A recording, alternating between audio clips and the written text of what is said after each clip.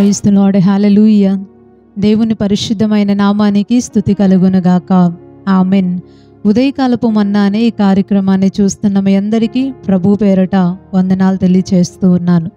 పరిశుద్ధ గ్రంథంలో నుంచి ఒక వాక్య భాగాన్ని మనం చదువుకుందాం. సామెతల గ్రంథం 3వ అధ్యాయం 1-2 వచనాల్ని మనం చదువుకుందాం. నా కుమారుడా, నా ఉపదేశమును మరువకుము, నా ఆజ్ఞలను హృదయపూర్వకముగా గైకొనుము. అవి దీర్ఘాయువును, సుఖజీవముతో గడుచు సంవత్సరములను, శాంతిని నీకు కలుగచేయును. దేవునికి స్తోత్రం, హల్లెలూయా. మనం చదువుకున్నటువంటి ఈ వాక్య భాగంలో ఏమని రాయబడింది అంటే, దీర్ఘాయువు, సుఖజీవంతో గడిచే సంవత్సరాలు, శాంతి మీకు కలుగుతాయి అని. ప్రతి మనిషి కూడా వారి జీవితంలో అనుకునేటటువంటి ప్రాముఖ్యమైన విషయాలు ఇక్కడ రాయబడి ఉన్నాయి. ఒకటి, దీర్ఘాయువు అంటే ఎక్కువ కాలం బ్రతకాలి అనేటటువంటి ఆశ ప్రతి మనిషికి కూడా ఉంటుంది. ఎవరు కూడా తొందరగా జీవితాన్ని ముగించేయాలి అని, మా జీవితం ఇంకా చాలే అని దాదాపు ఎవరు కూడా అనుకోరు. ఎక్కువ కాలం ఉండాలి, దీర్ఘాయుష్మంతులుగా ఉండాలి అని వాళ్ళు అనుకుంటారు. ఎదుటి వ్యక్తిని దీవించాల్సి వచ్చినా సరే దీర్ఘాయుష్మంతులుగా ఉండాలి అనే దీవిస్తూ ఉంటారు. అయితే మనం చదువుకున్న వచనంలో దేవుని వాక్యం సెలవిస్తుంది, దీర్ఘాయువు కలుగుతుంది అని. రెండవ మాటగా, ఆ బ్రతికినంత కాలము కూడా ఎలా బ్రతుకుతాము అంటే సుఖజీవముతో గడిచే సంవత్సరాలు కలుగుతాయి అని రాస్తుంది. సుఖజీవముతో గడిపేటటువంటి సంవత్సరాలు. ప్రతి మనిషి కూడా కోరుకుంటారు సుఖంగా ఉండాలి అని. కష్టాల గుండా వెళ్ళాలి, నష్టాల గుండా వెళ్ళాలి, ఇబ్బందులు పడాలి, సమస్యల్లో కూరుకుపోవాలి అని ఏ వ్యక్తి కూడా కోరుకోరు. అందరూ కూడా సుఖంగా ఉండాలనే, ప్రతి విషయంలో కూడా హ్యాపీగా ఉండాలనే కోరుకుంటూ ఉంటారు. మూడవ మాటగా, శాంతి కలుగుతుంది అని ఇక్కడ చూస్తూ ఉన్నాం.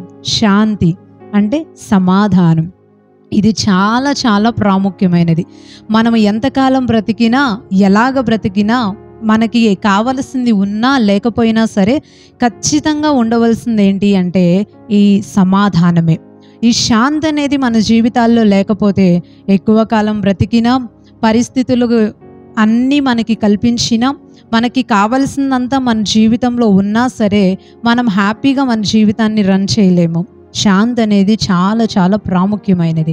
అయితే మనం చదువుకున్న ఈ వచనాలలో దీర్ఘాయువు, అలాగే సుఖజీవంతో గడిచే సంవత్సరాలు, శాంతి మీకు కలుగుతాయి అని దేవుని వాక్యం సెలవిస్తుంది. ప్రతి మనిషి కూడా ఇవి కోరుకుంటారు. కాబట్టి అవి మన జీవితంలో జరగాలి అంటే ఖచ్చితంగా కొన్ని పనులు మనం చేయాలి. అందరికీ ఇవన్నీ కూడా జరిగితే ఈ రోజుల్లో తొందరగా చనిపోయేవారు ఉండేవాళ్ళు కాదు.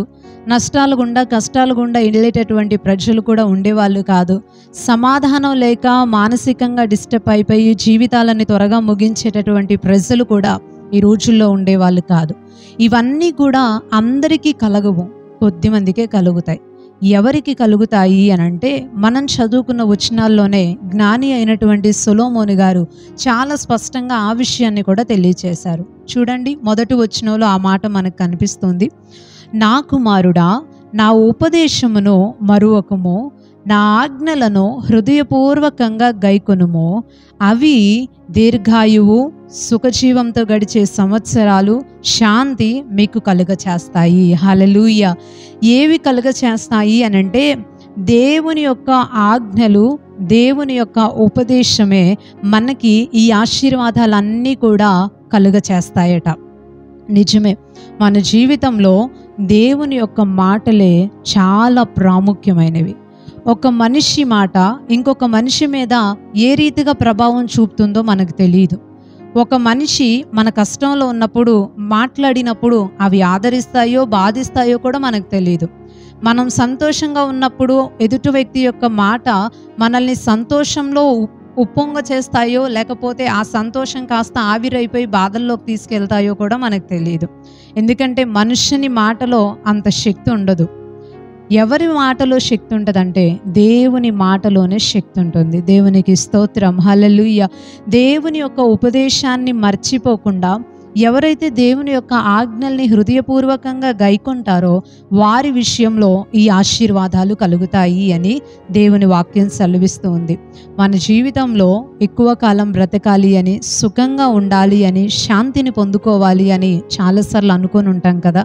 అయినా కూడా పరిస్థితులు మనల్ని ఇబ్బంది పెడతా ఈ ఆశీర్వాదాలు మన జీవితంలో లేకుండా, సుఖాల గుండా కాకుండా నష్టాల గుండా, కష్టాల గుండా, శాంతి లేకుండా, ఐక్యతలు లేకుండా, అసమాధానంతో జీవితాలు ముగించేటట్టుగా మనల్ని నడిపిస్తూ ఉంటాయి కదా.